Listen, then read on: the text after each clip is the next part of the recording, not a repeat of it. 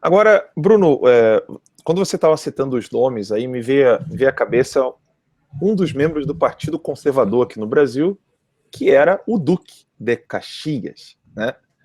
O Duque de Caxias era membro do Partido Conservador Brasileiro. Na época nós tínhamos o Partido Conservador, nós tínhamos o Partido Liberal, e foram os próprios militares, depois da morte do Duque de Caxias, que deram o golpe, acabando com a monarquia brasileira, iniciando aí a República, que em mais de 100 anos conseguiu a façanha de redigir 6 constituições, quando a gente sabe que todas elas estão em desacordo com o poder constituinte, que é o povo brasileiro, ou seja, nada do que está ali quase reflete o desejo do brasileiro enquanto nação. E a gente vê que existe dentro dos militares essa linha positivista que não tem nenhuma ligação com a mentalidade do Duque de Caxias. Como que você vê, e essa é uma das perguntas aqui do... puxa, cadê aqui? Eu vou ficar devendo citar o nome aqui, né? Mas a pessoa pediu pra gente... Eu quero agradecer ao pessoal que está ajudando a gente no Superchat, mas quem perguntou isso. Como é que você vê se existe algum ponto de interseção aí entre esses movimentos pró-militares, que toda pessoa de bom senso que quer a defesa da nação deseja, né? Mas eu acho que a pergunta do nosso internauta aí foi nesse sentido. Qual é o ponto de interseção que você vê aí entre o Partido Liberal, o Partido Conservador e essa linha militar que existe no Brasil hoje? Pois o simples registro, né, de que durante um período da nossa história as duas grandes forças políticas eram liberais e conservadores, você compara com todo o resto do período republicano presidencialista, já dá uma ideia da tragédia, o nosso drama atual, né? Então a gente já começa por aí. Bom, eu não sou estudioso do Exército brasileiro, então eu vou me limitar àquilo que eu pesquisei para o meu próprio livro, que tem um capítulo que trata disso, né? E claro, esqueci aqui o grande Duque de Caxias, que era um Saquarema. O Exército brasileiro, até o início, né, da doutrinação positivista, né, hoje a gente fala muito de doutrinação nas escolas, mas a pesquisa que eu fiz, pela pesquisa que eu fiz para o meu livro, o primeiro grupo ideológico que iniciou o processo de doutrinação nas escolas brasileiras, a começar pelas escolas militares, foram os positivistas, né?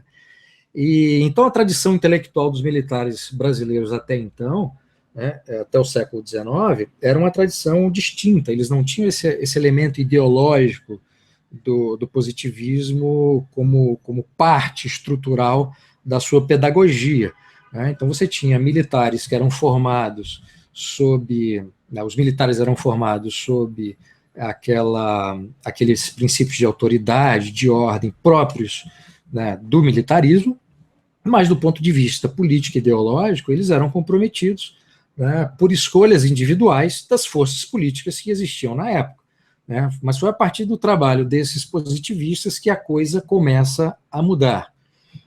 E aí isso muda de uma forma grave, né, a tal ponto de os militares serem, né, os protagonistas, né, junto com uma ala significativa e importante dos liberais, que foram os artífices do golpe militar de 1889.